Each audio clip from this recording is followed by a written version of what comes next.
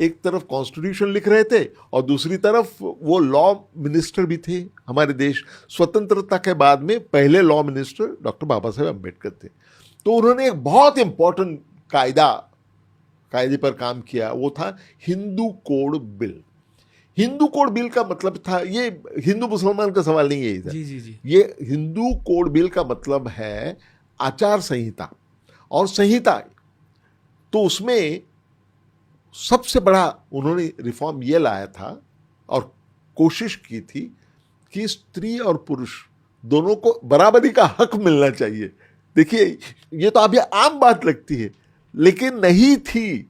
तो उन्होंने उसमें ये ऐड किया हिंदू कोड बिल में कि कोई व्यक्ति मर जाता है तो उसकी जो प्रॉपर्टी जो है वो लड़के और लड़कियां दोनों में बराबर हिस्सा मिलना चाहिए। और ऐसे बहुत सारे थे, इंटरकास्ट मैरिज को अलाउ किया जाए, ये सब उन्होंने तब कहा था। और पंडित जवाहरलाल नेहरू जो कि प्रधानमंत्री थे, उन्होंने शुरू में तो कहा था कि ये इतना बड़ा सोशल रिफॉर्म है कि इसको हम फेल नहीं होने देंगे और हम चाहे हमारी सरकार गिर भी जाए हम इसे छोड़ेंगे नहीं और इसको आखिर तक ले जाएंगे।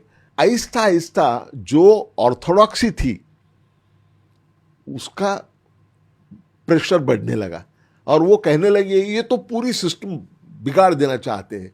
डॉक्टर अंबेडकर पूरी सिस्टम जो बरसों से चली आई है, हमारी संस्कृति को बाधा ला रहे हैं, इंटरकास्ट मैरिज की बात करते हैं, स्त्री पुरुष समानता की बात करते हैं, ये गलत है, ये बोलने वाले। और यहां तक कि डॉक्टर राजेंद्र प्रसाद जो राष्ट्रपति थे, उन्होंने पत्र लिखा कि अगर ये अप्रूव हो गया पार्लियामेंट में तो इस पर राष्ट्रपति के रूप में दस्तखत करने से मैं इनकार कर दूंगा। ये पहली बार प्रधानमंत्री और राष्ट्रपति के बीच में जो झगड़ा हुआ वो इस बात पर था।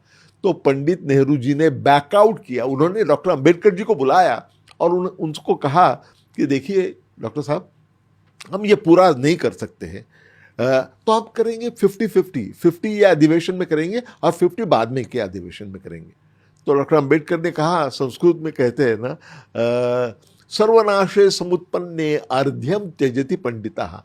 जो समझदार आदमी होता है वो मान 50% पर समाधान कर लेता है, अगर पूरा ही जाने वाला है तो 50% क्यों ना हो, जी जी। ऐसी वृत्ति रखता है।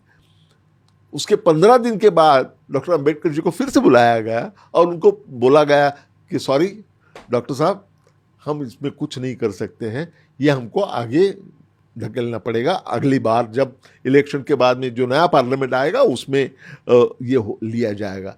डॉक्टर अंबेडकर ने उसी क्षण इस्तीफा दे दिया। अब कितने लोग जानते हैं कि स्त्री पुरुष समता का पुरस्कार करने वाले ने समता के लिए जब विरोध हो रहा था गवर्नमेंट के लेवल पर, तब इस्तीफा दे दिया।